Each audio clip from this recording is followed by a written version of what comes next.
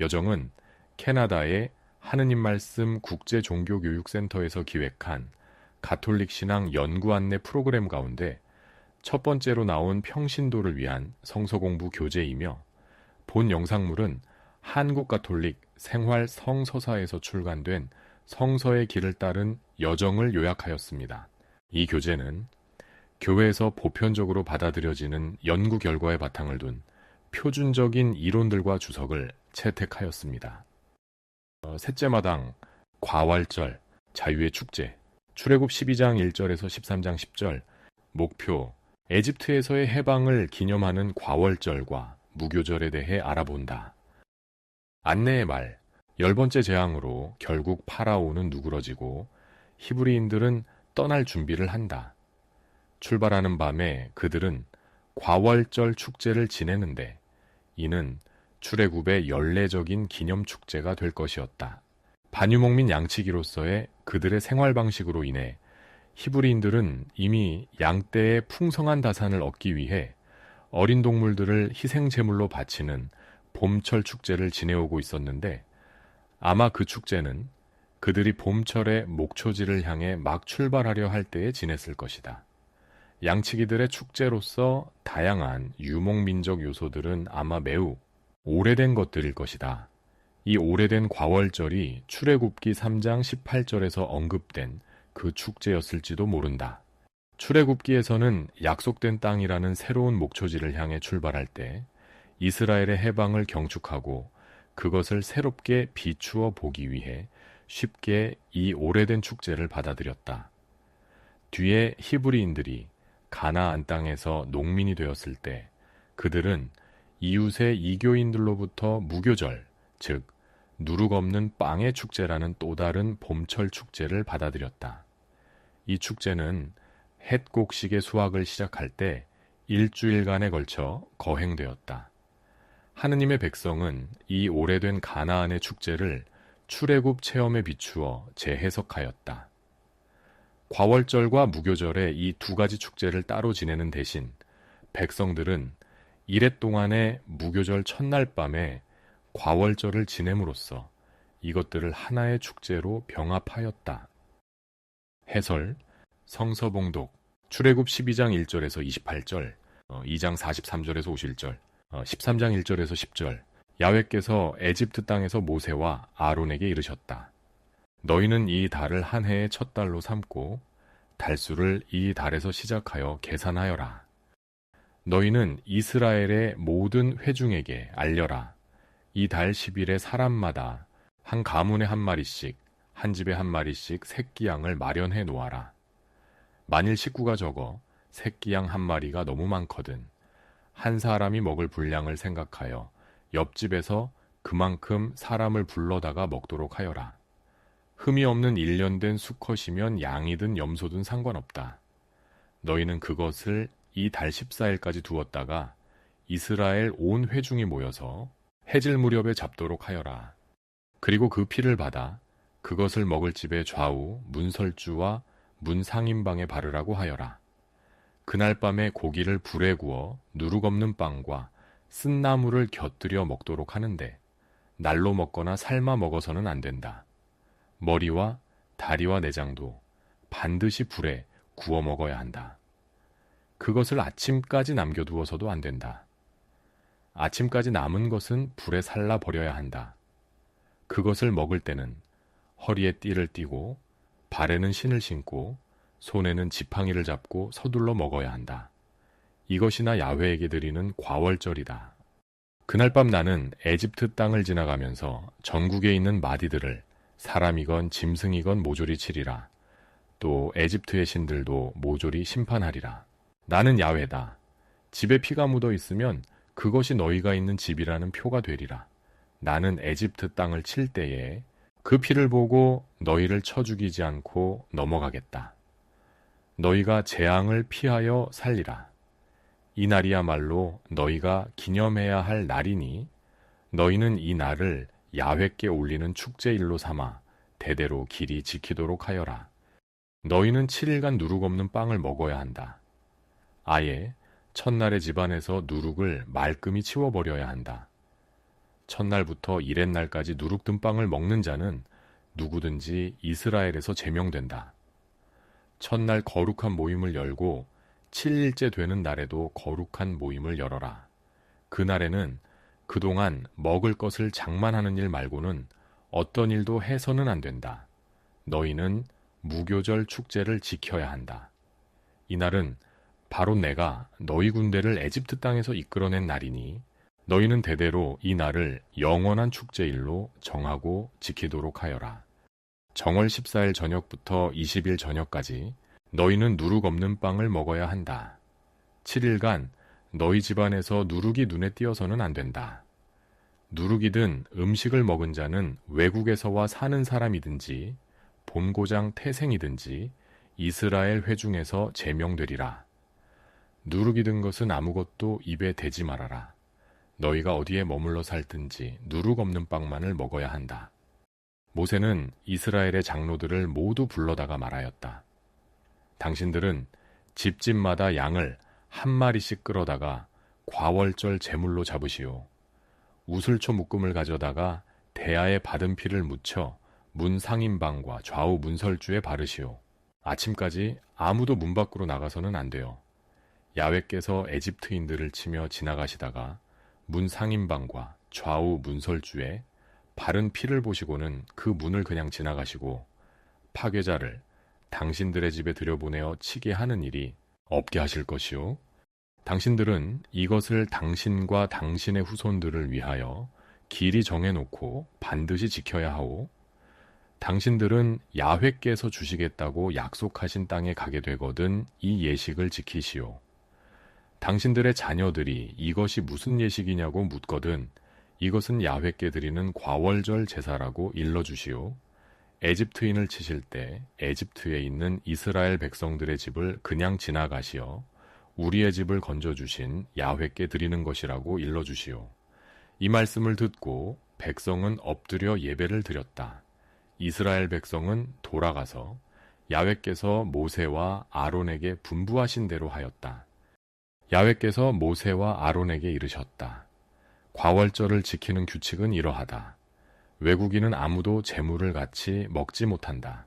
다만 돈을 주고 사들인 종으로서 할례를 받은 자이면 같이 먹을 수 있다. 머슴이나 몸부쳐 사는 사람도 같이 먹지 못한다. 어느 집이든지 한 집에서 먹어야지 고기를 가지고 집 밖으로 나가면 안 된다.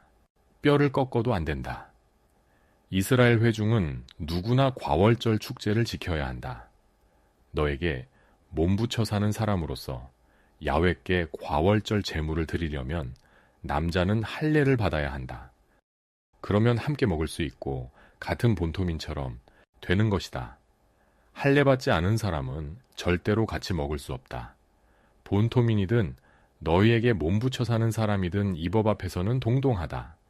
이스라엘의 온 백성이 야훼께서 모세와 아론에게 분부하신 대로 하였다.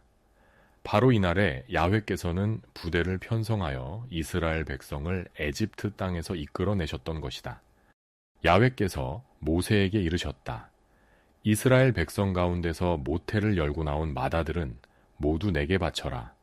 사람뿐 아니라 짐승의 맏배도 나의 것이다. 모세가 백성에게 선포하였다. 너희가 종살이 하던 나라 에집트에서 나온 이날은 마땅히 기념해야 한다. 야훼께서 강하신 손으로 너희를 거기에서 이끌어내신 이날 누룩든 빵을 먹어서는 안 된다. 너희는 아비볼, 바로 오늘 풀려나왔다. 너희는 야훼의 인도를 받아 야훼께서 너희 선조들에게 주심하고 약속하신 젖과 꿀이 흐르는 땅, 곧 가나안족과 헷족과 아모리족과 히위족과 여부스족이 사는 땅으로 들어가거든 이 달에 다음과 같은 예식을 따라 예배를 드려라. 너희는 누룩 없는 빵을 7일간 먹다가 7일째 되는 날 야훼께 축제를 올려라. 7일간 누룩 없는 빵만 먹어야 한다. 그동안에는 너희가 사는 영토 안에서 부풀린 빵이나 누룩이 눈에 띄지 않게 하여라. 그날이 오면 너희는 너희 아들에게 너희가 에집트에서 풀려나올 때 야훼께서 너희에게 해주신 일을 생각하고 드리는 축제라고 설명해 주어라. 이것을 너희 손에 새긴 표나 이마에 붙이고 다니는 기념물처럼 여겨 야훼의 가르치심을 되뇌어라. 야훼의 강하신 손이 너희를 에집트에서 이끌어내시지 않았느냐? 너희는 이 행사를 규정대로 해마다 정한 때에 지켜야 한다. 성서저자는 출애굽에 대한 기념으로서의 과월절의 기원을 적절한 역사적 배경 안에 두고 있으나 실제 그 시대의 모습대로가 아니라 자기가 살던 시대에 지켜지던 방식대로 그 축제를 기술한다. 출애굽기 12장과 13장의 본문은 과월절과 무교절 축제에 병합을 전제로 하고 있는데, 그렇다면 현재의 본문은 과월절을 지키는 규칙과 전례가 발전해가는 약 700년의 세월을 나타내는 것이 된다. 이렇게 출애굽을 기념하기 위해 두 가지 오래된 축제가 받아들여졌다. 그것들이 뒤에 병합되어 전례로서 과월절 축제로 발전하였는데, 이는 또 뒤에 새롭게 조명되어 전례상으로 축제 중의 축제인 부활절로 더욱 발전하였다.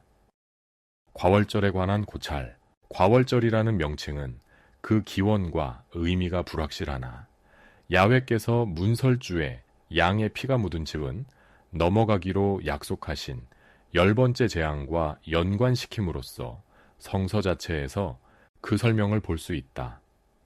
더 흔한 설명은 그 축제가 히브리인들이 종살이에서 자유로 넘어갔던 밤을 기념한다는 사실에서 유래한다.